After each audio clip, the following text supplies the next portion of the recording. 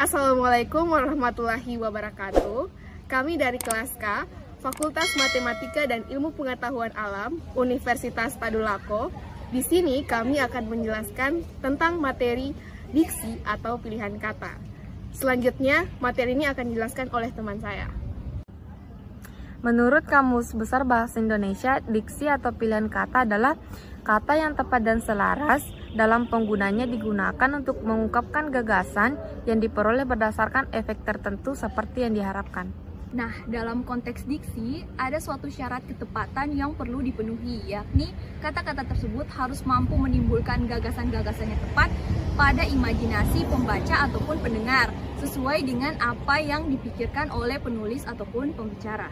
Yang perlu diperhatikan dari syarat ketepatan tersebut, yang pertama ada denotasi dan konotatif, kata bersinonim, kata bernilai rasa, kata konkret dan abstrak, kata umum dan kata khusus, dan penggunaan istilah asing.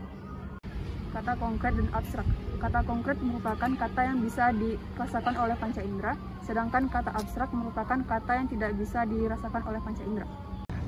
3 contoh perbandingan kata dari umum ke khusus. Yang pertama, kata umumnya melihat, kata khususnya memandang. Yang kedua, kata umumnya pakaian, kata khususnya baju. Dan yang ketiga, kata umumnya jatuh dan kata khususnya roboh.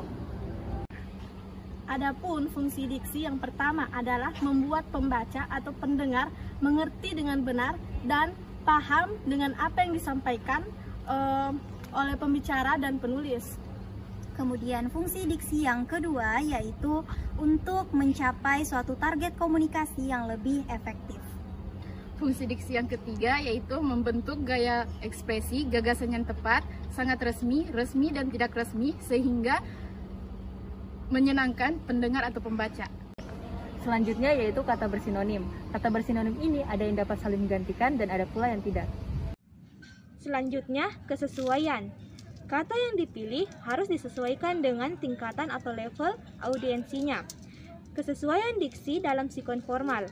Hindari kata tutur, hindari bahasa tidak standar dalam sikon formal, hindari istilah ilmiah dalam sikon umum, hindari bahasa artifisial. Selanjutnya, kata yang bernilai rasa, kata yang bernilai tinggi, hendaklah dipakai secara tepat, serasi dan dengan sinkron pembaca.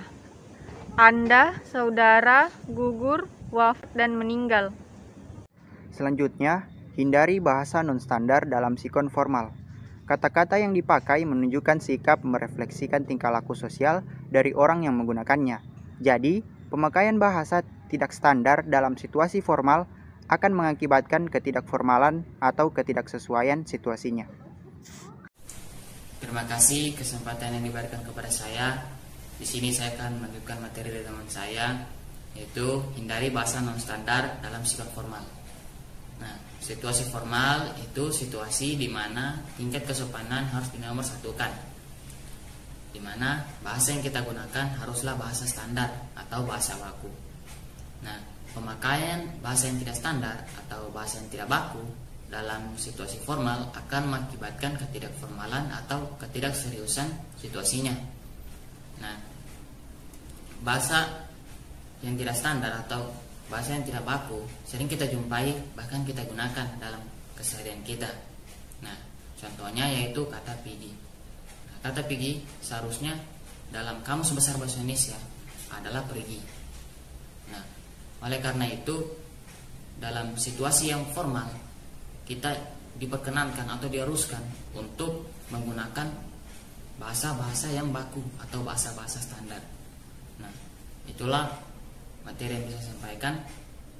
Kemudian akan dilanjutkan oleh teman saya. Terima kasih. Baiklah, selanjutnya hindari istilah ilmiah dalam sikon umum. Maksudnya di sini yaitu istilah ilmiah hendaknya dipakai pada situasi khusus.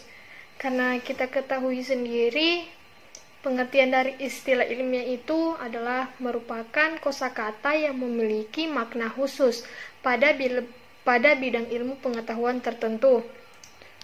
Umumnya makna dari istilah ilmiah terdapat pada kamus istilah bidang ilmu seperti kamus biologi. Nah, sedangkan ilmiah itu adalah segala sesuatu keilmuan atau memenuhi syarat atau kaidah ilmu pengetahuan. Bila mana kita menggunakan istilah ilmiah dalam sikon umum itu agak tidak nyambung, seperti kata akses. Biasa kalau di situasi sikon umum itu kita menyebut akses itu dengan jalan masuk. Kalau kita menyebut akses terlalu formal. Selanjutnya ada hini bahasa artifisial, yaitu bahasa yang disusun secara seni atau sastra. Baiklah, di sini saya akan menarik kesimpulan dari materi yang telah disampaikan oleh teman-teman saya. Diksi, menurut KBBI, adalah pilihan kata yang tepat dan selaras dalam penggunaannya sehingga diperoleh efek yang seperti yang diharapkan. Nah, selanjutnya yaitu tentang fungsi diksi. Yang pertama, pembaca atau pendengar bisa paham dengan benar tentang apa yang disampaikan. Yang kedua, untuk mencapai komunikasi yang efektif. Dan yang terakhir, membentuk ekspresi gagasan yang tepat. Nah, selanjutnya adalah ketepatan diksi. Yang pertama, konotasi atau makna asal atau makna sebenarnya. Yang kedua, denotasi atau makna lain.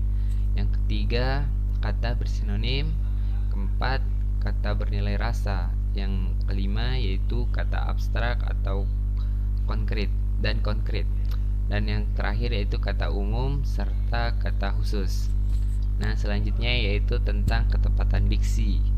Ketepatan diksi dalam situasi atau kondisi formal serta kondisi umum. Dalam kondisi formal kita tidak boleh menggunakan kata tutur. Selanjutnya, hindari istilah tidak standar, bahasa tidak standar ketika dalam situasi dan kondisi formal. Untuk kondisi umum tidak boleh menggunakan istilah-istilah ilmiah. Nah, yang terakhir, hindari bahasa artifisial. Mungkin itu saja dari saya mewakili teman-teman. Saya akhiri, wabillahi taufiq wal hidayah. Wassalamualaikum warahmatullahi wabarakatuh.